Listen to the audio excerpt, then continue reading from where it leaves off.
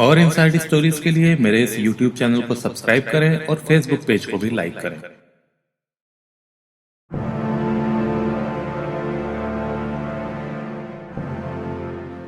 हामिदपुर गांव, अलीगढ़। इसी साल 16 अप्रैल की बात है जब गांव के एक रसूखदार परिवार की एक बेटी चांदनी ने आत्महत्या कर ली थी। चांदनी 17 साल की थी और उसकी शादी तय हो चुकी थी। बताया जा रहा था कि वो इस शादी से नाखुश थी, तभी उसने एक कदम उठाया और अपने आप को आग में जलाकर मार डाला। उसने उस समय खुद को आग के हवाले किया जब घर पर कोई भी नहीं था और अगले कुछ घंटों में जलकर उसकी सिर्फ हड्डियां बची थीं। पुलिस को उसके घर से एक सुसाइड नोट भी मिला था, जिसके बाद ये एक ओपन एंड शट केस माना जा रहा था। पुलिस ने तफ्तीश को आगे बिना बढ़ाए ही केस को बंद कर दिया और चांदनी के अवशेषों को उसके घरवालों के हवाले कर दिया। मामले में नया मोड़ तब आया जब गांव के एक युवक राजेंद्र ने अपने पिता के भी एक दिन पहले गायब होने की बात पुलिस को बताई और रिपोर्ट दर्ज कराई।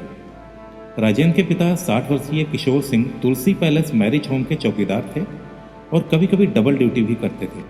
पुलिस की छानबीन से पता चला कि चांदनी के रविंद्र गुजर नाम के युवक से संबंध थे और राजेंद्र का कहना था कि इसी मैरिज हॉल में अक्सर चांदनी और उसका प्रेमी रविंद्र अक्सर मिला करते थे।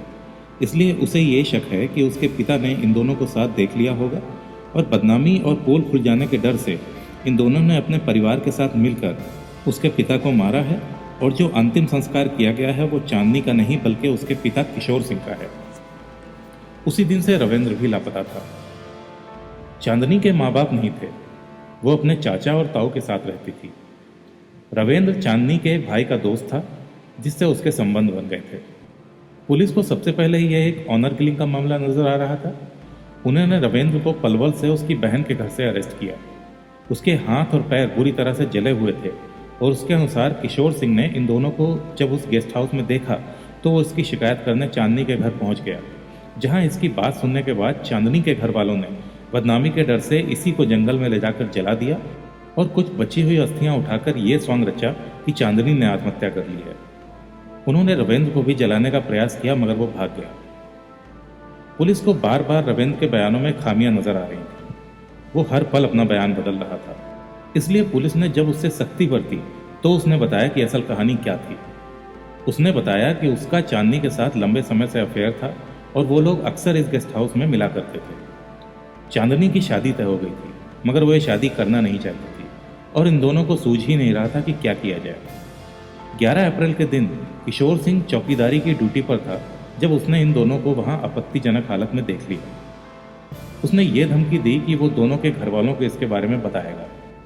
डर के मारे दोनों ने उसी समय उस प्लान पर अमल कर डाला जो ये लोग काफी समय से सोच रहे थे। इन दोनों ने किशोर सिंह की गला घोटकर हत्या की और उनकी लाश को जंगल में ले जाकर जला दिया। फिर अगले दिन कुछ अवशेष लेकर चांदनी के घर जाकर प्लांट कर दिए जिससे कि लोगों को यह लगे कि चांदनी ने सुसाइड किया है।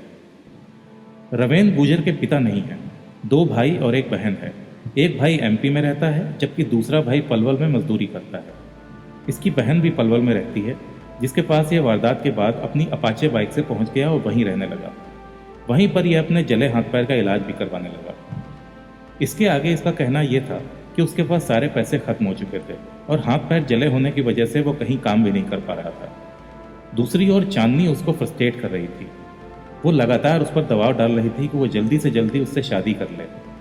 उसका दिमाग बुरी तरह से खराब हो चुका था और इसी बीच उसको यह भी पता चला कि किशोर सिंह के गायब होने की पुलिस तफ्तीश कर रही है क्योंकि उनको शक है कि ये दोनों केसेस कहीं ना कहीं एक दूसरे से जुड़े हुए हैं। उसको डर था कि आज नहीं तो कल वो जरूर पकड़ा जाएगा और अगर ऐसा हुआ तो चांदनी पुलिस को यह बता देगी कि उसने ही किशोर सिंह को मारा है। छोटे भाई सोमेंद्र गुजर की राय पर उसने चांदनी को भी गला दबाकर मार डाला और काकोर बुलंदशहर की कछुआ नहर में बहा दिया। काकोर पुलिस के मुताबिक 21 अप्रैल को चांदनी का शव नहर से बरामद किया गया था। शिनाख्त न हो पाने पर 72 घंटे बाद पोस्टमार्टम कराकर शव का दाह संस्कार कर दिया गया। अलीगढ़ पुलिस ने चांदनी का हुलिया बताकर शिनाख्त कर ली। पुलिस का कहना है कि छोटा भाई सोमेंद्र गुजर पहले से ही अपराधी प्रवृत्ति का रहा है और जेल भी जा चुका है।